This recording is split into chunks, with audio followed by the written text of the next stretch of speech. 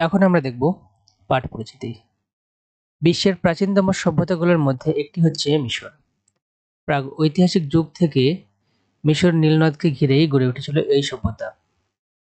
মিশরের আবহাওয়া শুষ্ক বলে ওই সভ্যতার অনেক নিদর্শন কালের কবলে হারিয়ে যায়নি। মধ্যপ্রাচ্যের এই দেশটি বিশেষ করে কায়রো শহরের পরিচিত তুলে ধরা হয়েছে পাঠের রচনায়। রচনাটি সৈয়দ মুজতবা আলী জলে ডাঙ্গায় গ্রন্থ থেকে সংক্ষিপ্ত ও পরিমার্জিত করে সংকলিত করা হয়েছে। এই রচনায় রয়েছে চারিদিকে মরুভূমি ঘেরা ঐতিহাসিক কায়রো শহর, কায়রোর অদূরে গিজে অবস্থিত পিরামিড ও মিশরের ভবন, বিখ্যাত ও মসজিদের প্রসঙ্গ। এসবের আকর্ষণে সারা বিশ্বে পর্যটকরা ছুটে যায় কায়রো শহরের অভিমুখে। কায়রো শহর আলোয় ভরে যায় রাতের বেলায়। রেস্তোরাঁগুলো থেকে ভেসে আসা নানা রকম খাবারের সুগন্ধ বাড়িয়ে দেয় পথচারীর ক্ষুধা। অদূরে গিজে শহরে রয়েছে প্রাচীন মিশরের সভ্যতার আকর্ষণ ও পৃথিবীর সপ্ত আশ্চর্যের একটি মিশরের পিরামিড। পিরামিড নির্মিত হয়েছিল মিশরের প্রাচীন সম্রাট ফারাওদের মৃতদেহ মমি হিসেবে কবরস্থান করে রাখার জন্য। পাথরের চাই দিয়ে তৈরি বিশালাকার সমাধিস্তম্ভ এটি। নীলনদ আর পিরামিডের পরেই মিশরের অতুলনীয় আকর্ষণ হচ্ছে সেখানকার ভুবন বিখ্যাত অপূর্ব সৌন্দর্য মসজিদগুলো। এসবের টানে সমাজদাররা আর ঘরছাড়া মানুষ ছুটে যায় মিশরে। এই ছিল পাঠ পরিচিতি। লেখক পরিচিতি দেখো।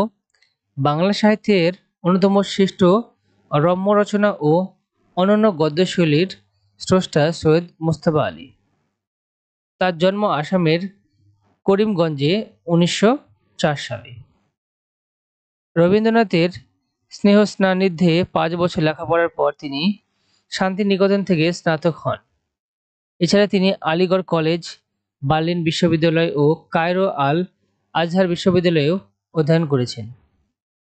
মূলত রম্য রচয়িতা হিসাবে বাংলা সাহিত্যে খ্যাত এই লেখকের উল্লেখযোগ্য গ্রন্থগুলো হচ্ছে সব্যনম, দেশে বিদেশে, পঞ্চতন্ত্র, চাচা কাহিনী, জলে ডাঙ্গায়, এবং তিনি 1974 সালে মৃত্যুবরণ করেন। আচ্ছা, এবার আমরা দেখব বহু নির্বাচনী প্রশ্ন। কোন দেশকে ঘিরে পিরামিডের দেশ বলা হয়? এটি হবে আমাদের মিশর। উত্তর হবে ঘ নম্বর। 2 নম্বর, সৈয়দ মুজতবা আলী কায়রোকে নিশাচর শহর বলেছেন কেন? রাতে আলোকিত শহর দেখতে পাওয়া যায় বলে, কায়রোর রাস্তায় খাবারের গন্ধে মম করে বলে, এমন চেহারার আর কোনো শহর দেখা যায়নি বলে, রেস্তোরাঁ ক্যাফেগুলো খদ্দেরে গিজগিজ করে বলে।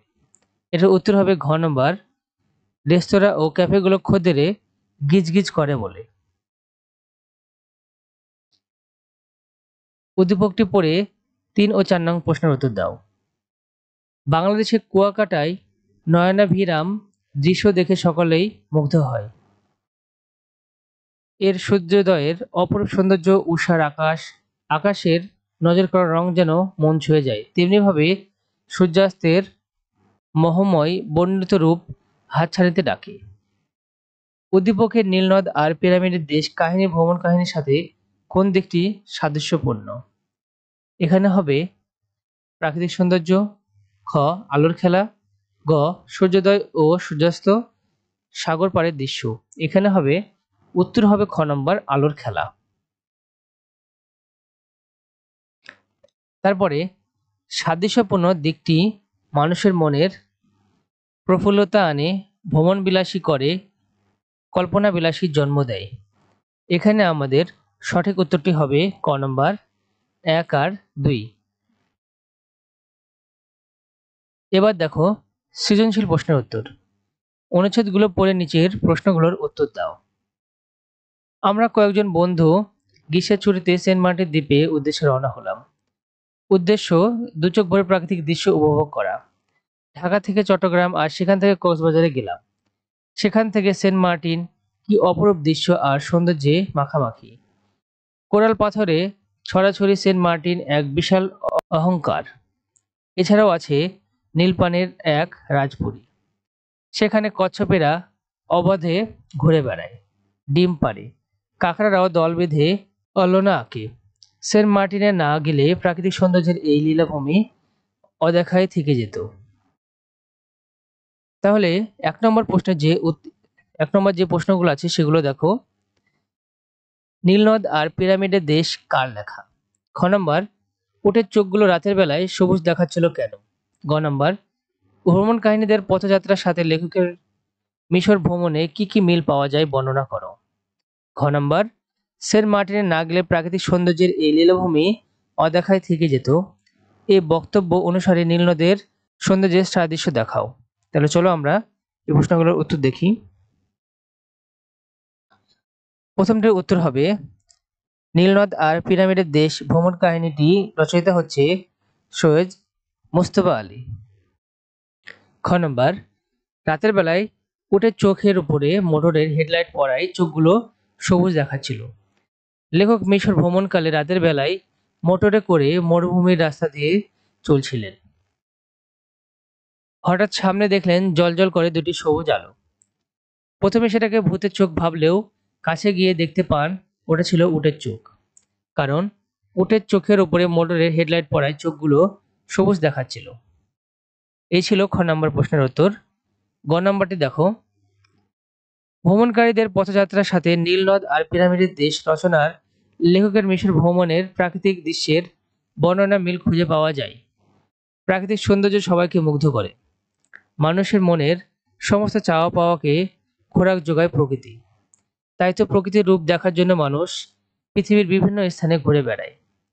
উদ্দীপকে বাংলাদেশের প্রাকৃতিক লীলাবর্গ সেন্ট মার্টিনের প্রাকৃতিক দৃশ্যের কথা বর্ণিত হয়েছে। ভ্রমণকারীরা যাত্রাপথে দুই পাশে অপরূপ সৌন্দর্যের মাখামাখি দেখতে পায়। এই যাত্রাপথের প্রাকৃতিক দৃশ্যের সাথে নীলনদ আর পিরামিডের দেশ রচনার মিল খুঁজে পাওয়া যায়। কায়রো ভ্রমণকালে লেখক যাত্রাপথে মরুভূমির দৃশ্য শহরের পথের দৃশ্য বর্ণনা করেছেন। মরুভূমির প্রাকৃতিক সৌন্দর্য তুলে ধরেছেন। এরই সাথে উদ্দীপকের ভ্রমণকারীদের যাত্রাপথেরও মিল রয়েছে। এই ছিল গ নম্বর প্রশ্নের উত্তর। ঘ নম্বরটি দেখো, সেন্ট মার্টিনে না গেলে প্রাকৃতিক সৌন্দর্য এই লীলাভূমি অদেখায় থেকে যেত। এই বক্তব্যের সাথে আমি সম্পূর্ণ একমত। আমাদের এই পৃথিবী প্রাকৃতিক সৌন্দর্যে ভরপুর। বিভিন্ন দেশের প্রকৃতিতে রয়েছে ভিন্ন ভিন্ন সৌন্দর্যের ছোঁয়া। কোথাও রয়েছে সুবিশাল সাগর, কোথাও মরুভূমি, কোথাও পাহাড়, কোথাও বা নদীর অনাবিল সৌন্দর্য। উদ্দীপকে বর্ণিত হয়েছে বাংলাদেশের সমুদ্রকন্যা সেন্ট মার্টিন দ্বীপের নয়নাভিরাম সৌন্দর্যের বর্ণনা। স্বচ্ছ নীল সাগর জলে কোরাল পাথরে ছড়াছড়ি। সেন্ট মার্টিনে না গেলে প্রাকৃতিক সৌন্দর্যের এই লীলাভূমি অদেখায় থেকে যেত। ভ্রমণকারীদের এই মন্তব্যের সাথে নীলনদের সৌন্দর্যের সাদৃশ্য রয়েছে। নীলনদ আর পিরামিডের দেশ রচনায় লেখক মিশরের নীলনদের সৌন্দর্য বর্ণনা করেছেন। নীলনদের উপর দিয়ে মাঝারি ধরনের মহাজারি নৌকায় পাল তুলে পটুক ছেলের মতো পেট ফুলিয়ে চলা, নীলের স্বচ্ছ জলে মিশরের চাষাবাদ প্রভৃতি মনোমুগ্ধকর দৃশ্য বর্ণনা করেছেন। এই বর্ণনার সাথে উদ্দীপকে সেন্ট মার্টিনের দ্বীপের প্রাকৃতিক সৌন্দর্যের বর্ণনা সাদৃশ্য খুঁজে পাওয়া যায়। এই ছিল ঘ নম্বর প্রশ্নের উত্তর।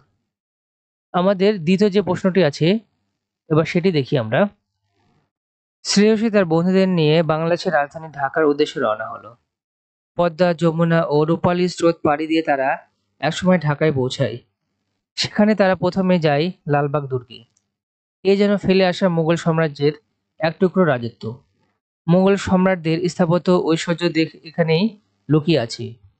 এখানকার দরবার হল, পরিবিবির মাজার ও শাহজাদা আজমের মসজিদ দেখে তারা ছবি তুলতে লাগলো।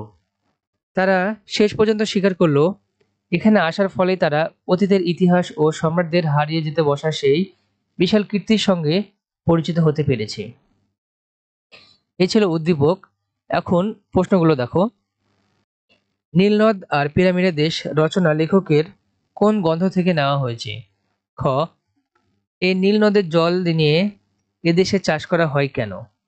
ঘ, উদ্দীপকের নীলনদ আর পিরামিডের দেশ রচনার যে দিকে সাদৃশ্য রয়েছে তা ব্যাখ্যা করো। ঘ, উদ্দীপকের শ্রেয়সী ও তার বন্ধুর ভ্রমণের উদ্দেশ্য যেন সৈয়দ মুজতবা আলীর চাওয়া। মন্তব্যটি নীলনদ আর পিরামিডের দেশ রচনার আলোকে বিশ্লেষণ করো। তাহলে চলো আমরা এই প্রশ্নগুলোর উত্তর দেখি।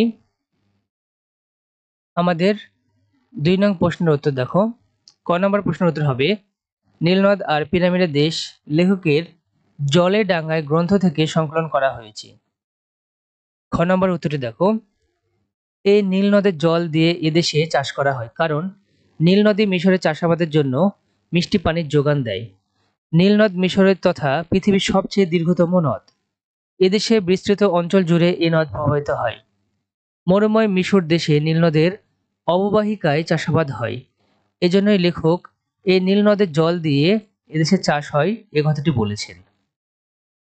গ নম্বর প্রশ্নটির উত্তর দেখো, উদ্দীপকের নীলনদ আর পিরামিডের দেশ রচনায় যে দিকটি সাদৃশ্য রয়েছে তা ইতিহাসের, ঐতিহ্য ও দর্শনের। ভ্রমণ মানুষের জ্ঞান ভাণ্ডারকে পরিপূর্ণ করে। বিভিন্ন বিষয় সম্পর্কে তার কৌতূহল ও জানার বাসনা রয়েছে। সে বাসনা থেকে মানুষের বিভিন্ন স্থানে ভ্রমণ করে জ্ঞানার্জন করে। উদ্দীপকে শ্রেয়সী ও তার বন্ধুদের ভ্রমণের উদ্দেশ্য ছিল বাংলার ইতিহাস ও ঐতিহ্য সম্পর্কে জানার।